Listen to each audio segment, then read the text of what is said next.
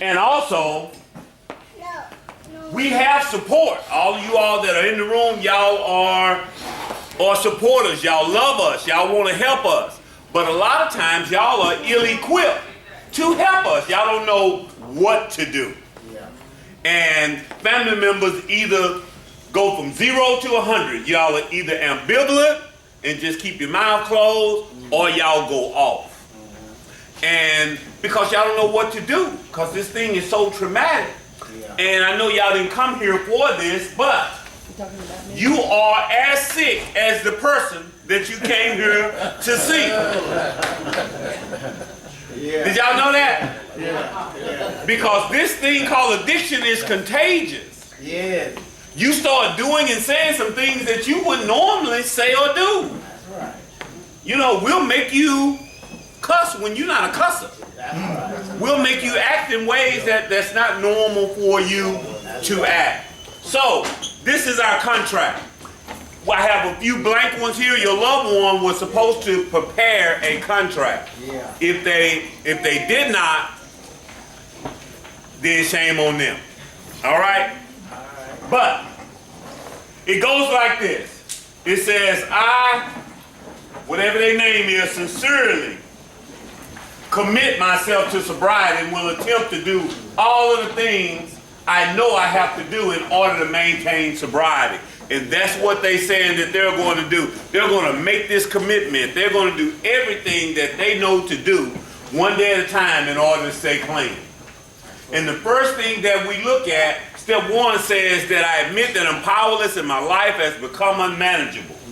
And so what they're saying is that they know that they're powerless and that they know their life is unmanageable. I'm not going to read this verbatim for time's sake. But they wrote down 3 things that they're going to do on a daily basis to help them to understand that they are powerless and their life is unmanageable. Somebody tell me something that you wrote down that you're going to do on a daily basis to ensure that you understand that you are powerless and your life is unmanageable. Talk with my family. All right? Pray and meditate. Okay? Prayer for that season. All right? So we're going to have a whole bunch of praying going on. Okay?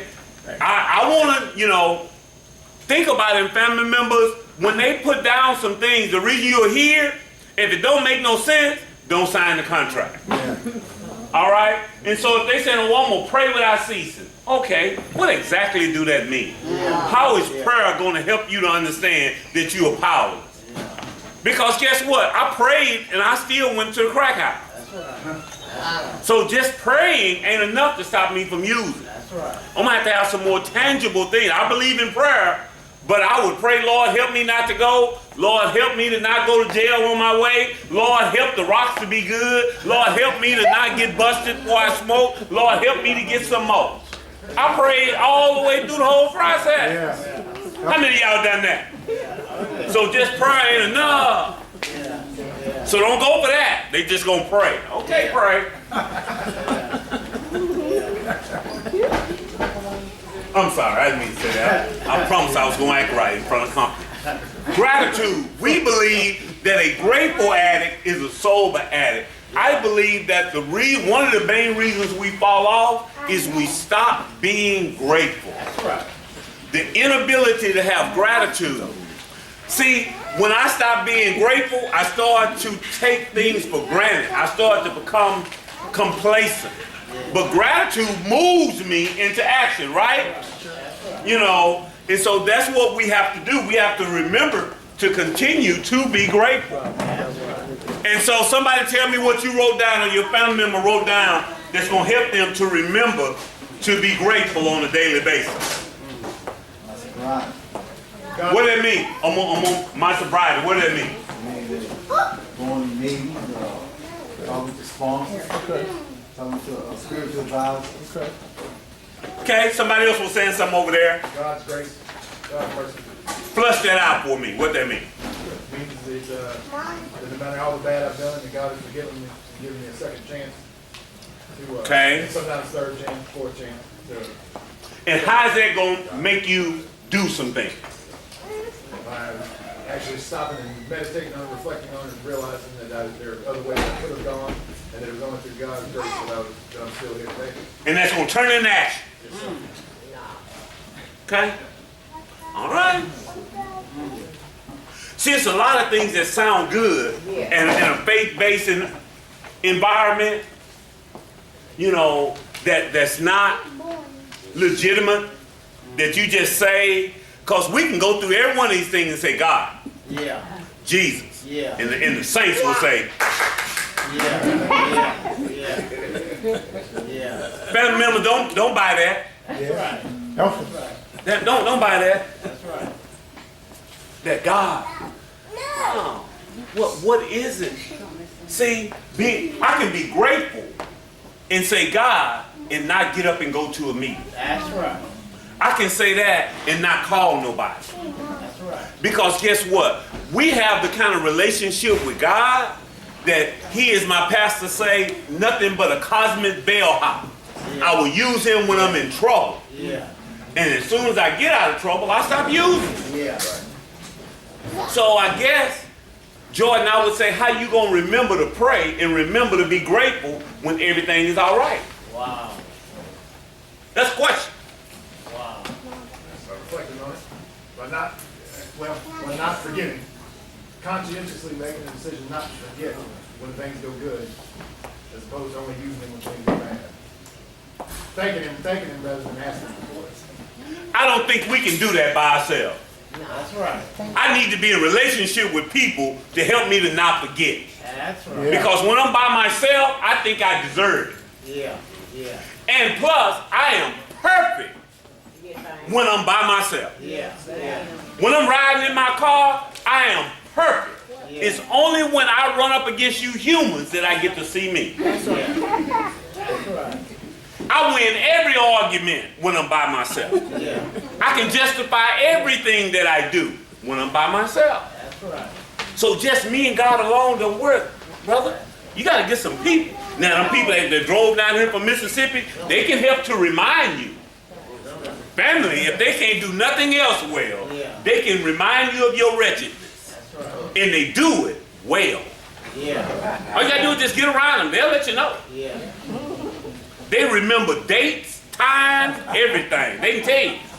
You be like, whoa, that was 15 years ago. It was at 4 o'clock. Yeah. It was on a Tuesday. Yeah. It was raining outside. You be like, wow, how you got that committed to memory? So they can help you.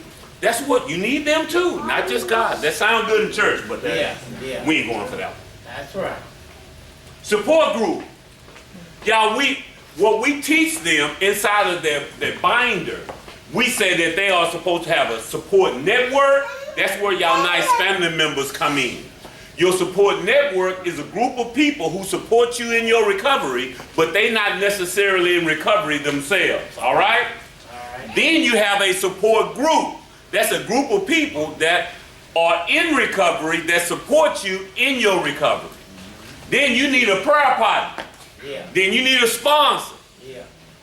And you need a spiritual advisor. We like the old African proverb where it says it takes a whole village to raise a child. It takes a whole village to keep one addict clean. That's right. They need a whole team of people. That's right. It takes about 15, 20 people to keep me in line, and they wore out. Yeah. Yeah. I've heard I'm exhausting. They just be like, Yeah. you a whole lot. Yeah. Kendall, you shaking your head like, yes, I'm a whole lot, or you agreeing that you a whole lot? Both. Yeah. That's right. Now that hurt my feelings. And we're sensitive too. You know that? To be so disruptive and destructive, you can't say nothing to us without hurting our feelings. Because that sister has hurt me by saying that. For a long time. I will need a strong AANA support group. And they need one. That's what they're saying that they will have to have. Now it talks about meetings. And I will attend no less than however many meetings they say that they're going to make. Now, one of the many things that happens when you come to a faith-based organization like this one, all of that God stuff gets in the way of us working the program. Yeah, help us. And so we start saying, God, it's me and God alone. You and God alone will get you back to the crack house or to the liquor store. All right? Meeting makers make it. Yeah. I believe that. Because why? One, that's the place where people are getting honest. We don't get that honest in church. It's not any form for that. That's right. Church a lot of times is about worship, about praise, and about education. Yeah. You go to talking about how wretched you are, the saints get uncomfortable. Yeah. They say the therapeutic value of one addict helping another is without parallel. You know what that means? I get honest, you get honest. That's right. We don't get that honest in church. No. I need to be in a place where people are getting honest. That's right. Show me mine. Show me yours, I show you mine. I ain't gonna be the only person talking about how wretched I am. Yeah. Yeah. You gotta start saying, I struggle too. That's right. I struggle too. Last year at Vacation Bible School at my church, we said everybody was gonna come in with a sign on them of what they struggle with. Boy, that was some uncomfortable stuff for the Murphy people. You hear me? They had to come in and say, I'm a liar. Yeah. I'm a thief. Yeah. I do dope. Yeah. Yeah. I started to have y'all to come in with y'all sign. Now y'all uncomfortable, like, oh Lord, don't pick me, don't pick me, don't pick me, don't pick me. See how uncomfortable that is? Because you don't want to say, I struggle with, right? Unless you one of us. We can say it. See, I can ask her, what's yours? You. Huh? Say it with your chest. She said, I do dope, see? But if I ask one of y'all her people, they will find something real clean. You know what they'll say? I struggle with shopping. Or gossip. See, that's PG. They ain't gonna talk about that stuff they do when ain't nobody around. But shopping and gossip, that's clean. So, the program of recovery said that once you complete an inpatient program, you should do 90 meetings in 90 days. Yeah. Right? So that you will get in the habit of making meetings. That's right. Then I don't think that you should make any less than 3 meetings a week for a long time. Yeah. I went to meetings almost every day for the first 10 years of my sobriety. Yeah. Yeah. And sometimes multiple meetings in a day. Yeah. Because that's it. Now, once I got 10 years, I slowed down. Probably about 16, 17 years, I stopped going. I just started back about 5 months ago. Got me a sponsor, and I'm making 3 meetings a week. And I've been clean 25 years. In a few weeks, I have 26, if I don't do nothing crazy. That's right. But I still believe in the therapeutic process. Yeah. And your loved one is going to need to go to some meetings. I know you love them and you are strong, but just you and them alone ain't going to work. Wives and girlfriends and mamas are the enemy of an addict. Yeah. Yeah. That's right. They are the enemy of an addict. Because y'all think that y'all love can heal us. Help us. And it can't. No, it take you a while. Now they say, I know you can't. That's after a few TVs and a couple times we done ran out. But at first you thought that I can love them into submission. Then women get mad at me. I say, you need to do this, this, and this, this. And they be like, no, I'm going to take him home and just me and them going to work this. We'll show you. Oh, okay. I ain't been showed in 25 years. Yeah. But I understand. Yeah. It's me and my baby against the Yeah. world. Yeah. We Bonnie and Clyde, over and back, back to back. We gonna conquer this thing. Y'all can conquer a whole bunch of things, you just can't conquer this. Yeah. That's right. That makes sense? Yeah. You need some other people that's in recovery to help us. Yeah. Yeah. You got a major part. Y'all heard the support network. Y'all can do some things because sometimes y'all know us. Sometimes we need patching up. We need support. My wife is my cheerleader. Yeah. And once I come from being with Herman and Sid and them people beating me up, Yeah. my wife patches me back up. She said, baby, you can do it. Yeah. You the strongest man in the world. I just love you. You the smart. And I'll be like, yes. She got a role in there. Yeah. But if I tell her I'm struggling with my addiction, she goes into panic mode. Right. Because that's a threat to her Yeah. well-being and safety. That's right. It ain't a threat to Herman. No. He got a gun and I don't live with him. And our finances are not commingled. So I fall off, that ain't nothing. But if I fall off with her, I'm going to hurt her directly. So she can't handle me sharing that That's with right. her. That makes sense? Yeah. So the old tale, or I tell my mate everything, Wow. is a lie from the pits of hell. Yeah. All right? Yeah. You can't tell them, not this. It's not healthy. That's right. Check this out. If he is thinking about using, and he wake you up in the middle of the night and say, I am struggling. I'm thinking about leaving. But go on back to sleep. Everything. What do you think the chance of you going on back to sleep? He would have done better calling one of these gentlemen and dealing with that and not even bringing you into that. That's right. Yeah, you need to go and find you somebody else to share with you. Just don't do it. Tell somebody else about you. That's right. Yeah, that's what we're for. Now, I would need a strong AA and NA group. Whoa. I got beside ahead of myself, I believe. No? Yes. Let's get to the part where it says, I will select a home group body. You need a home group. Just like we have a church home, we need a home group. Yeah. And this place is a treatment center.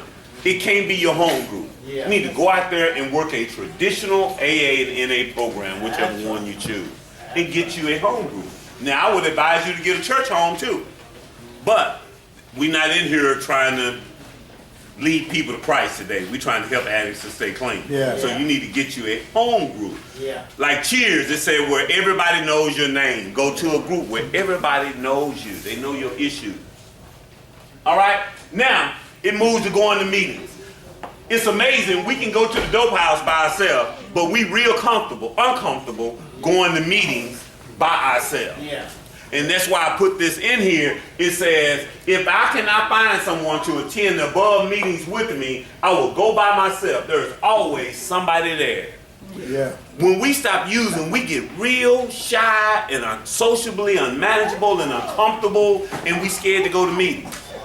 I didn't need nobody to go to the dope house with me. Matter of fact, I preferred to go alone, but if I take you with me, you're going to ask me for something. Yeah. And I wasn't big on sharing my drugs. Yeah. So I would go by myself and hide. That's right. Well, I need to learn how to do the same thing with recovery. That, you know what, it would be nice if I went on a buddy system and Herman went with me. Yeah. But if Herman don't feel like going, I got to go by myself. That's right. All right?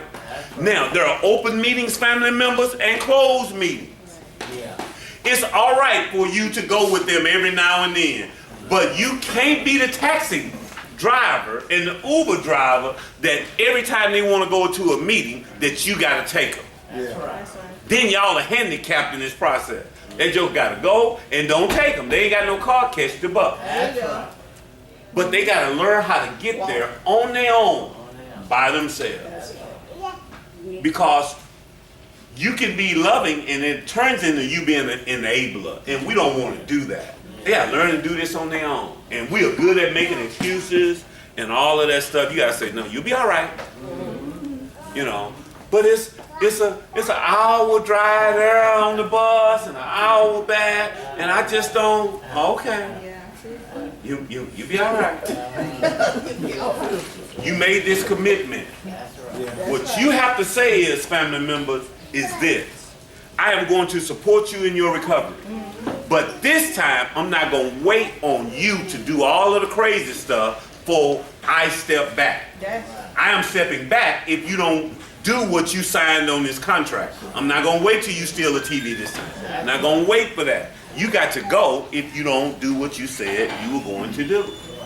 That's what you gotta say. It seems harsh, right? But it's so much better for you. And they gotta be able to hear it and feel it this time for the first time that you for real. Because we don't think you are for real. Because all y'all do is cuss, cry, and yell, and you ain't gonna do nothing. And we know how to feel that and pretend like it hurt us. You know, my aunt will be saying, I ain't gonna give you no more money, I ain't gonna let you in there. I'm like, yeah, good. You know? But if you didn't give me the $10 a day, I ain't gonna, I ain't told you. And I know, I could tell. I'm like, oh Lord, I got her. It done switched.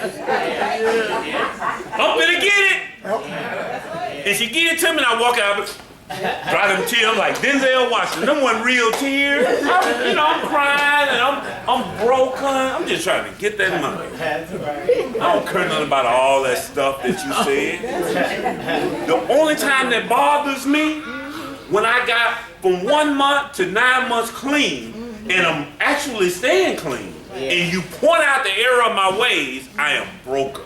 Yeah. Now I'm devastated. You don't trust me. I might as well go and get high. If you're going to keep bringing it up. Dude, it was 2 weeks ago. But we want it gone. Throw it into the sea of forgetfulness to never rise up on us again. Now, if I put down 3, and if I feel like I need additional meetings, I will go. The other day, my sponsor tell me to go to 3, and I done something I hadn't done in about 10 years. I went to 2 meetings in a day. I went to the 6 o'clock, and then I went to the 8 o'clock. The mistake I made, I shared that with my wife, and she was out of town. Now, we've been together for 9 years. She haven't really known me. This going to meeting thing is new for me. And so she said, where are you going? I said, well, I'm going to go to a meeting. Then I talked to her later, and she said, where you at now? I said, I'm heading to another meeting. She said, what's wrong? I said, ain't nothing wrong. I just ain't got nothing to do. She like, well, you sure? She went into a panic because now I'm going to 2 meetings, and she's thinking, I must be about to get high or something. You know, she like, do I need to call somebody? I'm like, you don't need to do nothing. Just focus on you. I should have never told that woman I was going to 2 meetings in a day. She still ain't okay. I will select the home group by. All questions and statements can be open-ended. I say that no longer than 60 days after they leave here that they should have a home group. Or I will go forever trying to find the perfect group. There is no perfect group because we're in there. That's right. And if it was perfect, the minute you join, it wouldn't be perfect anymore. That's right. They gossiping and lying and 13 stepping and all that stuff in every home group. Everyone. So don't even worry about that. That's okay. You need that to help you to see you better. I believe that. It help you to work the program. That's right. Sponsorship. I realized that I need to transfer my dependence from cocaine and other drugs on the people.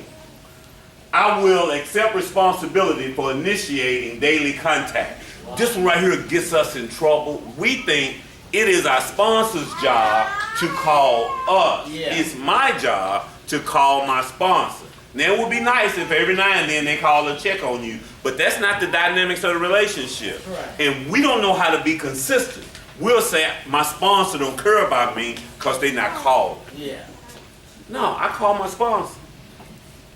My sponsor very rarely calls me. My sponsor came through here and I helped him to get clean.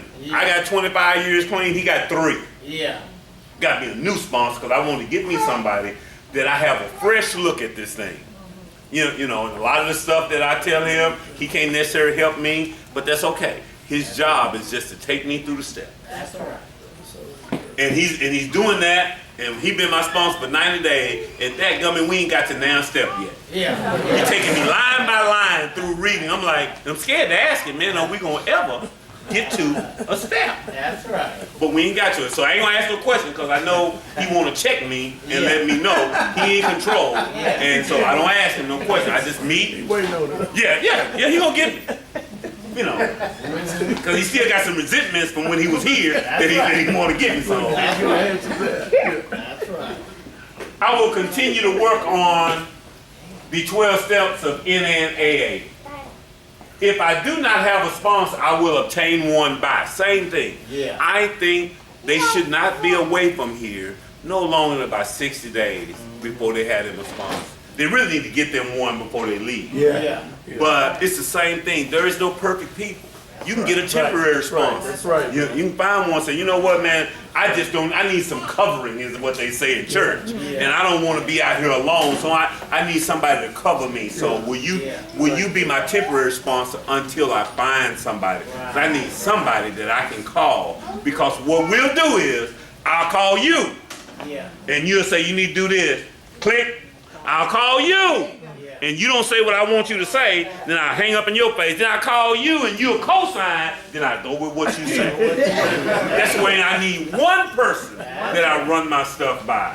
Or I'll manipulate the situation. 'Cause I'm just trying to find somebody that agrees with me. Yeah. Am I by myself? No. It don't work. It don't work. Spiritual.